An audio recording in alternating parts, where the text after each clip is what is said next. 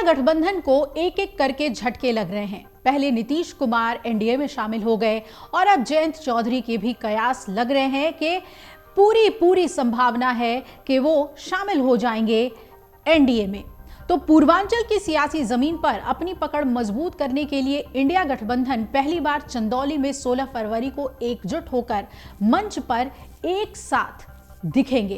कांग्रेस की न्याय यात्रा में दिल्ली के मुख्यमंत्री अरविंद केजरीवाल, पश्चिम बंगाल की सीएम ममता बनर्जी, बिहार के पूर्व मुख्यमंत्री लालू यादव सहित गठबंधन के अन्य नेता शामिल होंगे। 16 फरवरी को चंदौली में जनसभा के बाद 17 फरवरी को वाराणसी में काशी विश्वनाथ धाम तक पैदल मार्च कर गठबंधन अपना शक्ति प्रदर्शन करेगा। आपको बता दें कि इंडिया गठबंधन से जुड़े राजनीतिक दलों को कांग्रेस की ओर से बकायदा न्योता भेजा जा रहा है। राहुल गांधी की भारत जोड़ो न्याय यात्रा 14 फरवरी को चंदौली से उत्तर प्रदेश में प्रवेश कर जाएगी और यूपी में यात्रा के प्रवेश करते ही भाजपा के गढ़ में इंडिया गठबंधन अपनी ताकत दिखाएगी। कांग्रेस के लिए अच्छी बात यह है कि उन्होंने अखिलेश यादव को पहले ही न्योता दे दिया था और अखिलेश ने हामी भी भर दी। इसमें चंदौली में जनसभा कर पूर्वांचल से चुनावी शंखनाद फूंकने की तैयारी है। दरअसल 2024 चुनाव से ठीक पहले राहुल गांधी ने भारत जोड़ो न्याय यात्रा का ऐलान कर एक बार फिर पार्टी को मजबूत करने की कोशिश की है। ऐसे में गठबंधन से जुड़े तृणमूल कांग्रेस, समाजवादी पार्टी, अपना दल, आम आदमी पार्टी सहित अन्य दलों के नेता भी चंदौली की जनसभा में शामिल होकर अपनी एकजुटता का संदेश देंगे। पिछले लोकसभा चुनाव में पूर्वांचल के आजमगढ़, गाजीपुर और जौनपुर में सपा ने भाजपा को तगड़ी टक्कर दी थी। मिर्जापुर, आजमगढ़ और वाराणसी मंडल की 69 विधानसभा सीटों में 30 से ज्यादा सीटें सपा के हिस्से में आई थी। ऐसे में इंडिया गठबंधन के लिए पूर्वांचल की धरती काफी मायने रखती है।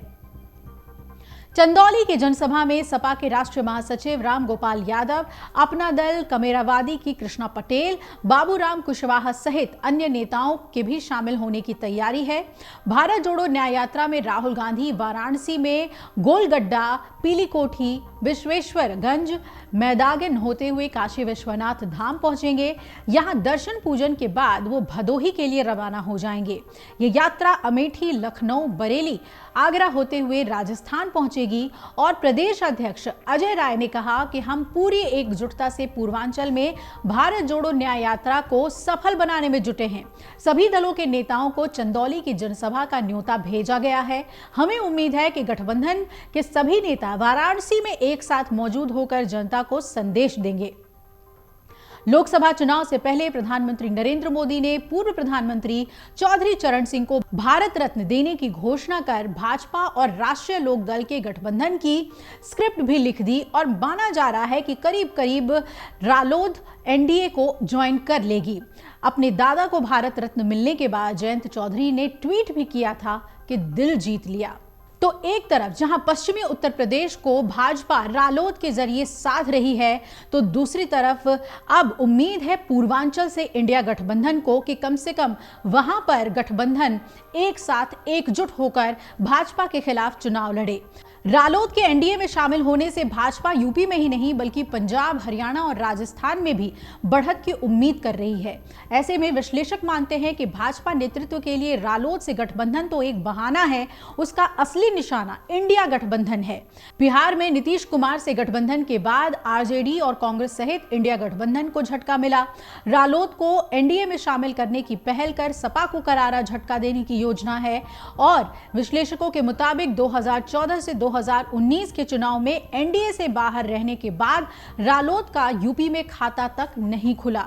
ऐसे में राम लहर के माहौल में 2024 में भी भाजपा के लिए राह ज्यादा मुश्किल नहीं थी, लेकिन भाजपा ने मिशन 400 पार लक्ष्य में माहौल बनाने के लिए इंडिया गठबंधन को कमजोर करने के लिए रालोद को अपने तरफ करने की पहल कर दी।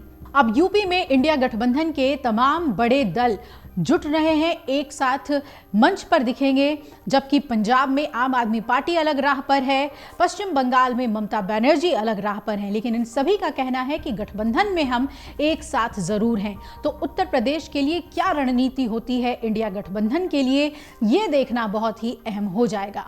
अगर आप ये वीडियो YouTube पर देख रहे हैं तो हमारे चैनल को सब्सक्राइब करें और बेल आइकन को दबाना ना भूलें। अगर आप Facebook पर ये वीडियो देख रहे हैं तो हमारे पेज को लाइक करें।